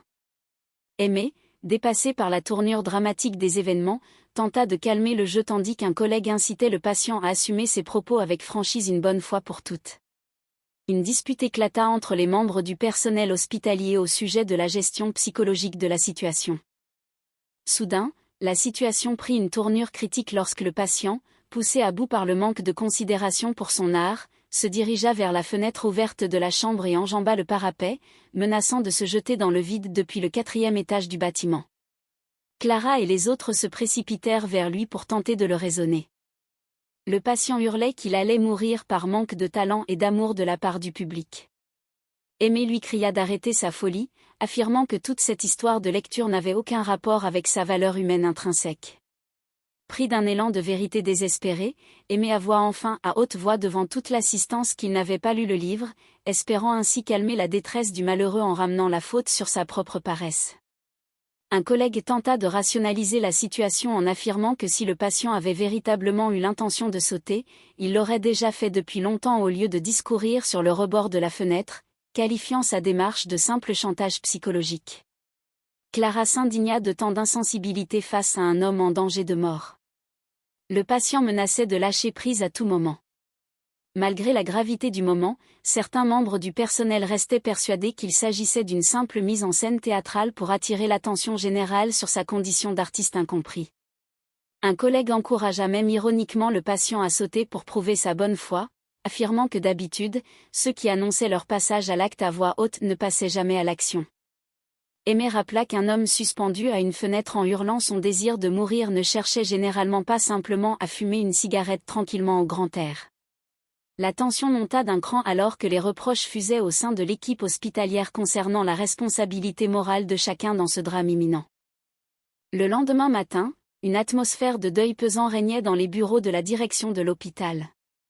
Une dame d'un certain âge, vêtue de vêtements sombres et arborant une mine digne mais éprouvée, était assise face au personnel. C'était la mère du malheureux Philippe. Le directeur du service s'approcha d'elle avec déférence et lui demanda si elle souhaitait véritablement procéder à l'authentification officielle du corps de son fils, reconnaissant qu'il s'agissait d'une épreuve terrible pour une mère de perdre la chair de sa chair. Cherchant maladroitement à évaluer l'étendue du drame familial, il demanda à tout hasard si elle possédait un autre enfant pour adoucir sa solitude future. La vieille dame répondit par l'affirmative, précisant qu'elle avait effectivement un autre fils unique vivant. Le directeur poussa un soupir de soulagement un peu déplacé, affirmant que la situation était moins tragique de ce fait, tout en reconnaissant que la perte restait douloureuse pour le cœur d'une mère. La mère de Philippe philosopha sur le destin de son enfant, affirmant que cette issue fatale devait bien finir par se produire un jour ou l'autre au vu de son passif. Elle révéla à l'assistance stupéfaite que son fils en était tout de même à sa 13e tentative de passage à l'acte depuis son adolescence. Le directeur hocha la tête, faisant remarquer que le chiffre 13 ne lui avait décidément pas porté bonheur dans sa quête d'absolu. Il assura la maman que l'équipe médicale avait tout tenté pour sauver la vie du jeune homme. Clara intervint pour confirmer ses dires, soulignant qu'elle s'était donné corps et âme pour le bien-être du patient au cours de son séjour.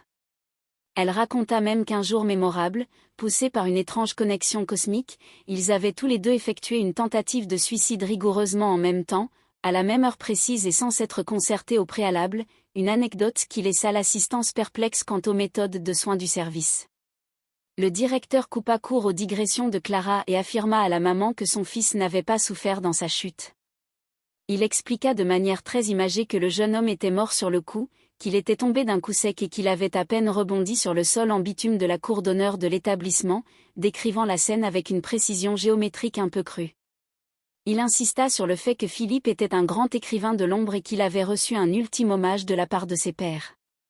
La maman exprima le désir impérieux de lire ce dernier témoignage écrit de la main de son fils avant sa disparition, affirmant que si elle ne pouvait pas accéder à cette dernière volonté littéraire, elle craignait de commettre elle-même une bêtise irréparable pour rejoindre son enfant dans l'au-delà.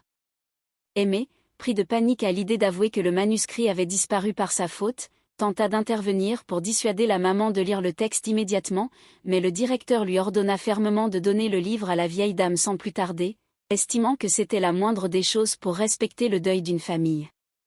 La maman annonça qu'elle restait quelques jours dans la région car elle venait d'être admise elle-même au service d'aide psychologique de l'établissement, ajoutant qu'elle connaissait l'hôpital par cœur pour y avoir séjourné à maintes reprises.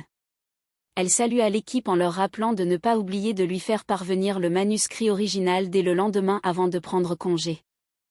Dans les couloirs, la panique était à son comble entre Sabri et l'interne. Sabri expliqua à haute voix qu'il avait perdu le manuscrit unique au milieu des rames du métro parisien et qu'il fallait trouver une solution d'urgence avant que la maman ne revienne réclamer son dû. Clara proposa de prendre les choses en main, affirmant qu'elle savait tout sur tout le monde et qu'elle allait se charger de régler le problème quitte à dénoncer ses petits camarades à la direction pour sauver sa propre peau. Sabri la regarda avec admiration, reconnaissant que l'idée était astucieuse bien qu'un peu lâche sur les bords. Pendant ce temps, Jamel recroisa la route de la jeune femme aux 2 montres de la cafétéria. Pris d'un remords sincère, il s'approcha d'elle et lui présenta ses excuses les plus plates pour son comportement de la veille, avouant qu'il avait été profondément gêné de l'insulter publiquement de la sorte au milieu de la salle de restauration. La jeune femme sourit de toutes ses dents et lui affirma qu'elle lui pardonnait absolument tout son écart de langage. Elle souligna qu'il fallait avoir un sacré courage et un aplomb incroyable pour oser faire une scène pareille devant tout le monde, avouant qu'elle en avait encore des sueurs froides d'émotion rétrospective. Jamel, flatté par cette réaction inattendue, affirma qu'il possédait effectivement beaucoup d'aplomb matiné de sueur froide au quotidien. La jeune femme lui demanda alors quelles étaient ses occupations pour la soirée et lui proposa de dîner en tête-à-tête dans un grand restaurant de la ville. Jamel, aux anges, accepta immédiatement l'invitation. C'est alors que Sabri fit irruption dans le couloir, attrapa Jamel par le bras et lui annonça qu'il y avait un changement de programme de dernière minute, lui ordonnant d'annuler son rendez-vous galant immédiatement pour venir l'aider à régler une affaire de la plus haute importance. Jamel protesta vigoureusement, expliquant qu'il savait déjà comment il allait s'habiller pour son dîner amoureux, décrivant sa future tenue composée d'une belle chemise blanche de philosophe ouverte et d'une paire de chaussures de sport en cuir à la mode. Sabri insista lourdement, affirmant qu'il avait un besoin impérieux de sa présence et de son génie technique pour réparer les bulles de son jacuzzi personnel qui était en panne. La jeune femme, compréhensive et ne voulant pas faire d'histoire, proposa d'annuler leur dîner pour le reporter au lendemain. Jamel tenta de la retenir, hurlant à qui voulait l'entendre que Sabri mentait effrontément et qu'il ne possédait même pas le moindre jacuzzi chez lui, vivant dans un modeste appartement sans baignoire. La jeune femme salua Jamel d'un geste tendre et s'éloigna dans le couloir, lui donnant rendez-vous pour le lendemain à la même heure. Jamel se tourna vers Sabri avec des yeux furieux, lui reprochant d'avoir gâché la plus belle opportunité sentimentale de son existence. Au milieu de la nuit, une lueur filtrait encore sous la porte du bureau des internes de l'hôpital. Sabri et son collègue s'étaient installés devant une vieille machine à écrire mécanique pour accomplir un travail de titan. Ils avaient décidé de réécrire entièrement le manuscrit perdu de mémoire, en inventant les passages manquants au fur et à mesure de leur inspiration nocturne. Clara entra dans la pièce pour leur apporter du café chaud et constata avec admiration le travail accompli par les deux compères. Elle fit remarquer qu'ils avaient particulièrement bien travaillé et que chacun avait apporté sa pierre à l'édifice en rédigeant son propre chapitre de l'histoire. Elle proposa de prendre le relais au clavier pour les soulager, mais l'interne refusa poliment, affirmant qu'il ne lui restait plus que 2 pages de texte à taper pour clore l'ouvrage. Il profita de ce moment de calme pour présenter ses excuses à Sabri pour les tensions de la veille, reconnaissant que ses mots avaient parfois dépassé sa pensée profonde au cours de la dispute. Sabri accepta les excuses avec grandeur d'âme, reconnaissant qu'il possédait également une grande part de responsabilité dans la perte du document original. L'interne philosopha sur la situation, faisant remarquer à haute voix que si l'équipe n'avait pas pris l'initiative de réécrire entièrement le livre de ses propres mains, la maman de Philippe aurait sans aucun doute mis fin à ses jours par désespoir, sauvant ainsi une vie humaine par le pouvoir de la littérature de contrefaçon. Pris d'une interrogation soudaine, l'interne demanda à Sabri si cela ne lui faisait pas une drôle d'impression au fond de son âme de porter la responsabilité morale d'avoir causé indirectement la mort d'un homme par sa négligence dans le métro. Sabri prit la mouche immédiatement, s'offusquant de cette remarque qu'il jugeait déplacée. Une nouvelle dispute éclata entre les deux hommes à cause de la fatigue accumulée au cours de la nuit blanche. L'interne décida de cesser toute communication verbale et ordonna à Sabri de terminer la frappe du manuscrit tout seul comme un grand s'il n'était pas content de la tournure des événements. Le lendemain matin, le soleil brillait de 1000 feux à travers les larges baies vitrées du hall d'accueil de l'hôpital. Sabri arborait une mine fière et fatiguée, tenant sous son bras le tout nouveau manuscrit fraîchement relié de ses propres mains. Il croisa une collègue et lui confia avec assurance qu'il avait accompli un véritable chef-d'œuvre littéraire au cours de la nuit en compagnie de son ami. Il avoua même qu'il réfléchissait sérieusement à démissionner de son poste de brancardier pour se lancer définitivement dans une carrière d'écrivain public et de romancier à succès mondial. La collègue lui fit remarquer qu'il n'avait pas accompli ce travail en solitaire, mais Sabri rétorqua que les grandes lignes directrices de l'intrigue provenaient principalement de son propre cerveau fertile. C'est alors que la jeune femme aux 2 montres fit son apparition à l'autre bout du hall, se dirigeant d'un pas décidé vers le comptoir d'accueil.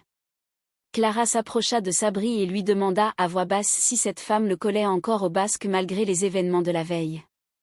Sabri lui ordonna de se taire, expliquant que c'était la toute première fois de son existence qu'une séparation amoureuse se déroulait en douceur et qu'il ne fallait pas gâcher ce moment de grâce civile.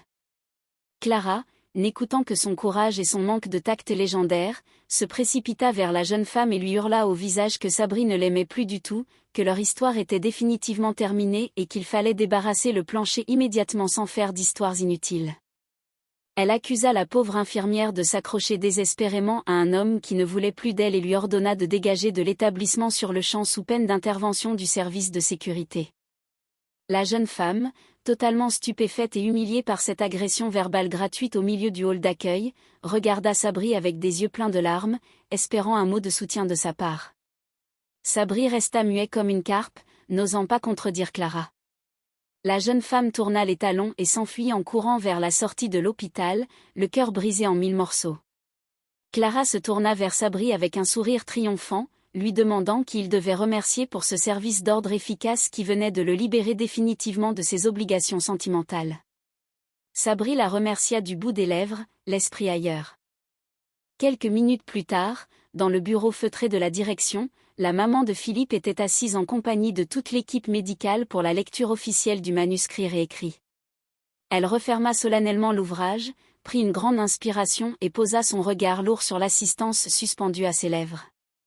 Elle déclara d'une voix ferme qu'elle n'avait jamais lu de toute son existence de lectrice assidue un livre aussi décousu, aussi totalement incompréhensible et aussi profondément inintéressant pour l'esprit humain. Elle qualifia l'œuvre de véritable horreur littéraire sans nom. Aimé intervint pour tenter de sauver les meubles, rappelant poliment à la maman qu'il l'avait pourtant prévenu la veille qu'il ne s'agissait que d'un simple brouillon de travail rédigé à la hâte au cours d'une seule et unique nuit de création intense. Sabri s'indigna de cette critique acerbe envers son travail nocturne, demandant à la vieille dame de quel droit elle se permettait de juger ainsi la qualité littéraire du récit. Il cita en exemple le passage magnifique à ses yeux qui décrivait en détail tous les modèles de chariots de soins qui avaient servi à transporter son fils à chaque fois que celui-ci avait tenté de mettre fin à ses jours au cours de son existence au sein de l'établissement.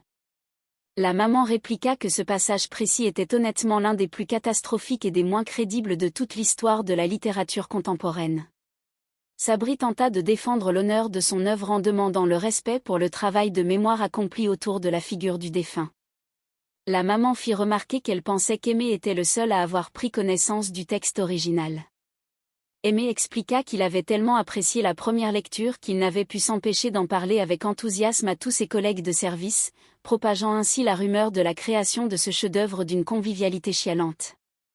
Sabri insista de nouveau, évoquant un autre passage marquant du livre où l'auteur racontait sa liaison passionnée avec une jeune infirmière en chef alors qu'il ne s'était absolument rien passé entre eux dans la réalité historique du service. La maman affirma que si le passage des chariots de soins était une catastrophe industrielle complète, celui concernant l'infirmière imaginaire était quant à lui totalement incompréhensible pour le commun des mortels. Sabri dut reconnaître que sur ce point précis, il ne pouvait pas donner tort à la vieille dame tant l'écriture manquait de clarté syntaxique. La maman conclut son analyse critique en affirmant que pas une seule ligne de cet ouvrage n'était crédible pour un lecteur sérieux et que ce texte représentait ce que la littérature mondiale avait produit de pire au cours des 30 dernières années de l'histoire de l'humanité. Elle laissa couler une larme de honte le long de sa joue ridée et déclara avec amertume qu'elle devait se rendre à l'évidence qu'elle avait enfanté le plus mauvais auteur de toute l'histoire des lettres françaises. Sentant que l'ambiance devenait pesante au milieu du bureau, l'interne proposa de prendre congé poliment pour laisser la maman se reposer dans sa chambre, invoquant la nécessité d'un petit moment de sommeil réparateur pour tout le monde avant de souhaiter une bonne continuation à la vieille dame. Dans la cour centrale de l'hôpital, le soleil commençait à décliner à l'horizon, étirant les ombres des arbres sur la pelouse bien tondue. Assise sur un banc en bois à l'écart du tumulte des ambulances, la maman de Philippe contemplait le ciel avec une sérénité retrouvée. Elle laissa échapper un soupir de soulagement, constatant à quel point l'existence humaine pouvait réserver des surprises et à quel point elle s'était sentie ridicule au cours des derniers jours de sa vie de famille. Elle réalisa qu'il s'agissait de sa 7e tentative personnelle de reconstruction psychologique et qu'il avait fallu qu'elle tombât sur une équipe de soignants aussi excentriques pour retrouver le goût de vivre et de sourire à l'avenir. Elle fit la remarque que le chiffre 7 n'avait pourtant jamais été son chiffre de chance au cours de son parcours de vie. Clara s'approcha d'elle d'un pas doux, s'installa à ses côtés sur le banc et lui prit tendrement la main pour lui apporter un réconfort humain sincère. Elle lui fit remarquer avec philosophie que les nouveaux modèles de chariots de soins de l'établissement, qu'elle baptisa Charlie II pour l'occasion, avaient grandement amorti sa chute morale et psychologique au cours de cette épreuve du deuil familial. Selon Clara, la maman devrait éprouver de la joie et de la gratitude envers le destin, car cet échec littéraire flagrant était la preuve irréfutable que son heure n'était pas encore venue de quitter cette belle terre pour rejoindre son fils dans le monde des ombres. Elle lui demanda avec un sourire malicieux si elle avait véritablement l'intention de tenter de mourir avant tout le monde au lieu de profiter des plaisirs simples de l'existence terrestre qui s'offrait encore à elle. Elle rappela avec force et conviction que chaque être humain possédait une mission sacrée et unique à accomplir au cours de son passage sur cette planète. Elle cita son propre exemple, affirmant que sa mission personnelle sur la Terre consistait à apporter son aide indéfectible, son écoute attentive et son amour universel à toutes les pauvres gens qui se trouvaient dans la détresse morale ou physique au cours de leur vie. Prise d'une inspiration soudaine et lumineuse, Clara proposa à la vieille dame de prendre la plume à son tour pour écrire son propre livre de mémoire, un ouvrage qui raconterait sa vérité et son parcours de vie pour inspirer les futures générations de lecteurs à travers le monde. Elle lui demanda si cela ne constituait pas une excellente idée pour occuper ses journées de retraite. Clara se tourna vers la maman avec un regard brillant d'enthousiasme, affirmant que la démarche n'était pas bête du tout et que cela constituerait une thérapie par l'écriture remarquable pour surmonter le deuil. Elle demanda à la vieille dame si elle accepterait que les membres du service hospitalier fussent honorés d'être ses tout premiers lecteurs officiels dès que les premiers chapitres seraient rédigés de sa main. La maman accepta la proposition avec un grand sourire chaleureux, constatant qu'il ne manquait plus qu'un seul exemplaire de bonheur autour de la table pour que la vie reprît son cours normal au sein de la grande communauté des hommes de bonne volonté. Le grand couloir de l'hôpital résonnait d'un bourdonnement incessant, un va-et-vient régulier de blouses blanches et de chariots métalliques qui rythmaient les journées de chacun. Dans ce décor à la fois rigide et rassurant, les destins se croisaient, s'entrechoquaient et donnaient parfois naissance à des dialogues d'une drôlerie insoupçonnée, teintés d'une profonde humanité. Aimé marchait d'un pas mesuré, le regard empreint d'une sollicitude sincère lorsqu'il s'approcha du lit de Philippe. Ce dernier, visiblement abattu par les épreuves de l'existence, gardait les yeux fixés sur le plafond, comme s'il portait toute la misère du monde sur ses épaules. Aimé s'installa sur une chaise près du lit, adopta un ton doux et commença à exprimer sa profonde compassion en disant qu'il comprenait parfaitement sa déprime après tout ce qui lui était arrivé. Il ajouta qu'il était naturel d'avoir envie de tout abandonner dans de tels moments, mais qu'en réfléchissant bien, on finissait toujours par se dire qu'on avait sa famille autour de soi pour surmonter l'épreuve. Philippe tourna lentement la tête, l'air totalement détaché, et répondit d'une voix monocorde que son père était mort. Loin de se laisser démonter par cette révélation brutale, Aimé tenta immédiatement de rebondir en affirmant qu'il avait sûrement des amis sur qui compter. La réponse de Philippe tomba comme un coup près, puisqu'il avoua simplement qu'il n'avait pas d'amis. Face à ce mur de solitude, Aimé laissa échapper une réflexion un brin maladroite mais profondément honnête, constatant qu'il était bien vrai que les dépressifs cassaient parfois l'ambiance, avant d'ajouter avec conviction que l'important dans la vie restait la santé. Philippe laissa filtrer un soupir de lassitude extrême et répliqua que, justement, il n'avait pas la santé non plus. Il expliqua qu'il se sentait épuisé et qu'il avait un besoin impérieux de se reposer. Aimé hocha la tête avec une empathie sincère, affirmant qu'il comprenait parfaitement et qu'il se mettait complètement à sa place. Il insista pourtant, guidé par une volonté farouche d'apporter du réconfort, en proposant de continuer à parler si cela pouvait l'aider d'une quelconque manière. Philippe, à bout de force face à cette insistance bienveillante, supplia son interlocuteur de le laisser tranquille.